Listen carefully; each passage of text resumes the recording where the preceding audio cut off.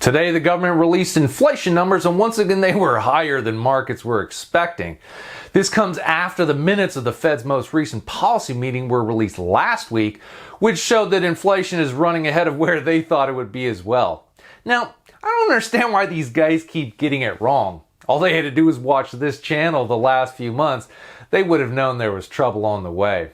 We've been covering inflation each month since we started the channel in December of last year, and we'll keep covering it each month. So make sure that you're subscribed and hit the notification bell so you know when our next Inflation Outlook video is coming out. Today, we prepared a fun video that highlights some of the best moments from our inflation videos over the last half year or so. All the Fed and markets had to do was watch these and they wouldn't have been so surprised. And now, enjoy the video.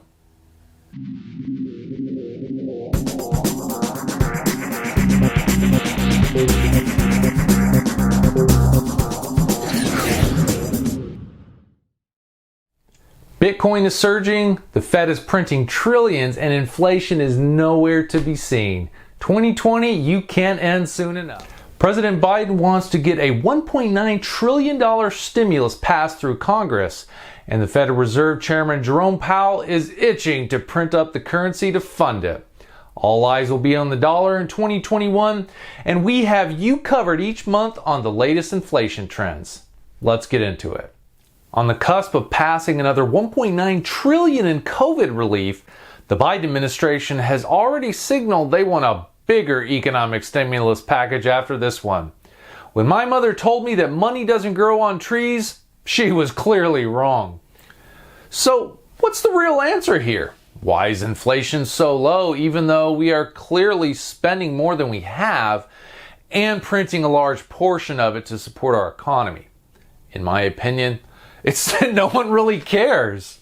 Wall Street knows what's going on, and other countries know what's going on too. This isn't a secret. The Federal Reserve dropped a bombshell this week as they committed to extensive money printing and higher inflation. What's that? It's a regular thing now?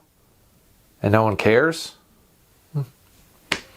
This week, the Federal Reserve committed to continued accommodative monetary policy and supportive asset purchases at the end of their policy meeting on Wednesday. This Tuesday, the Bureau of Labor Statistics released their monthly report showing the consumer price index heated up in March, higher than expectations. And yet the stock market shook off the news like a bad habit. If this has been useful for you, please give this video a thumbs up, subscribe, and share with others to help our channel grow. And don't forget to hit that notification bell down below so you know right away when our next video comes out.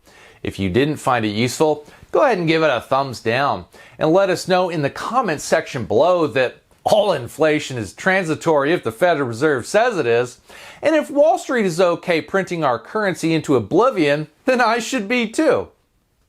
All eyes were on the Federal Reserve this week as they wrapped up their policy meeting on Wednesday. Investors generally knew what would be coming, but there was some potential for surprise. Hint, the Fed might drop on reining in their money printing. I'm sorry, I mean accommodative monetary policy. The Federal Reserve and Congress made a critical mistake with all the money printing and stimulus measures. They pumped up demand by distributing trillions of dollars to consumers, businesses, and investors, but they didn't make sure there would be enough supply to meet the increased demand. They literally created a situation where there were too many dollars chasing too few goods. It doesn't matter how much money you give out if there aren't enough goods to spend it on.